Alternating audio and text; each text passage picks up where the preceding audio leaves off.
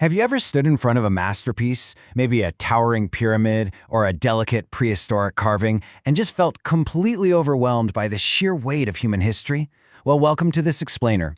Today, we are embarking on a definitive adventure into the history of human creativity. We aren't just going to look at art, we are going to learn how to truly see it, completely transforming how you understand the visual world around you. Seriously, how do we make sense of thousands of years of human creativity? It's a pretty staggering thought, right? From the vivid, bone-carved reindeer hunters of the deep past to the high-contrast lighting of the Renaissance, the sheer volume of art our species has produced is dizzying. But this Explainer series isn't just some dry history lesson. It's a masterclass in seeing the world through the eyes of one of history's greatest guides. We're going to decode the visual language of humanity together, step by step. To tackle a subject this massive, we've got to have a plan. So, here's our agenda. First, we'll meet our guide, Helen Gardner. Second, we'll unpack the secret language of art. Third, we'll lay out the roadmap ahead. And finally, we'll take our very first steps on this journey. Okay, Section 1. Meet Helen Gardner, our visionary guide. Picture this. Back in an era when art history was basically locked away in university ivory towers, Helen Gardner believed art was a living language meant for everyone. And she proved it with 863 pages. That is the literal physical scale of her original 1926 masterpiece, Art Through the Ages. Now, it's an absolute scholarly triumph, but it's also incredibly daunting to tackle alone. That's exactly why we're carefully distilling this monumental volume into focused, bite-sized chapters. Her mission was actually pretty simple, but totally profound. She wrote this book as, in her own words, an introduction to its history and significance. And we're going to honor that lifelong dedication to decoding the history of art exactly as she originally envisioned it. We'll use her original texts to follow the story of human expression, relying on her incredibly sharp eye to guide our own. Moving right along to Section 2, the secret language, or the forms of art. Okay, let's dive into this. Before we go time traveling, Gardner insists we need a toolkit, the forms of art, to understand not just what was made, but how.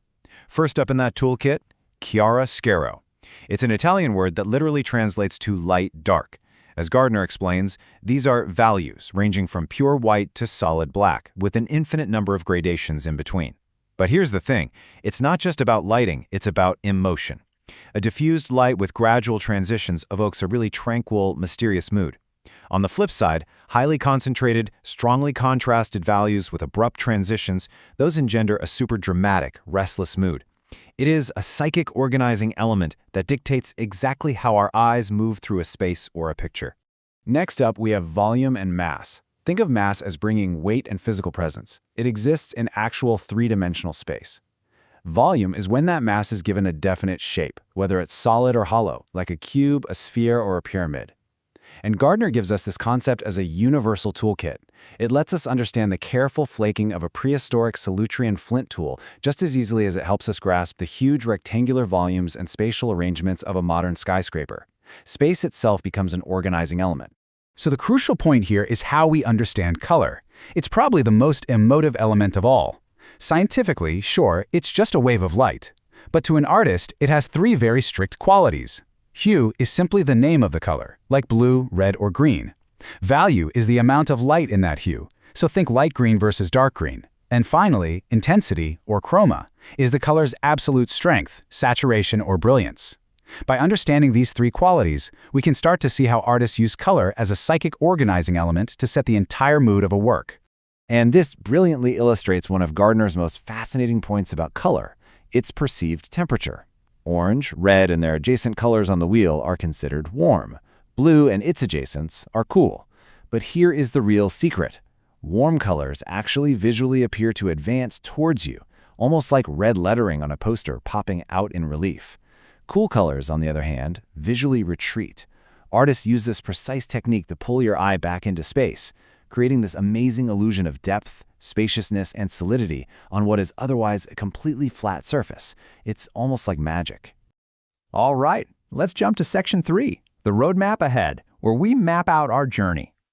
Now that we have our secret language, let's unfurl the map for this adventure. We're going to start deep in the past, around 20,000 BC in prehistoric Europe, analyzing the Magdalenian culture. Let's move 2 and see how this builds when we jump to 2500 BC to decode the incredible monolithic engineering of ancient Egypt. Finally, we'll track the massive cultural shifts from the Renaissance right up to modernity. To really do justice to this sweeping history, we're transforming her scholarly text into focused, highly visual 10-minute explainer chapters, just like the one you're watching now. I have to say, the scope of this journey is absolutely breathtaking. We'll be contrasting the deep past of the Cro-Magnon hunters, literally people who lived alongside mammoths and carved delicate tools from reindeer horn, with the eventual break into cubism and the sharp geometric realities of the machine age. But through it all, we're going to use Gardner's language to see that while the tools and the times change, the fundamental human drive to organize space and express emotion remains entirely continuous. To give you a little sneak peek, here are just a few specific wonders directly from Gardner's text that we'll be decoding very soon. We're going to examine a Cro-Magnon bison carved straight from reindeer horn, exploring its striking vitality and that vivid play of curve and countercurve. We'll also walk into the valley temple of the Egyptian pharaoh Khafre, a space built of massive red granite monoliths, and study its chiaroscuro. That's a system of elevated slits in the stone roof that filters in the super dramatic slanting light. And of course, we will stand before the Great Sphinx, a colossal recumbent lion with a human head carved directly out of a solid obstacle in the limestone cliffs. Which brings us to Section 4. The journey begins. Let's turn the first page. So everything we've talked about today, the incredible vision of Helen Gardner, the emotive power of chiaroscuro, the structural weight of volume, all of it is just preparation. Art is a continuous story of human expression, and we are just at the threshold.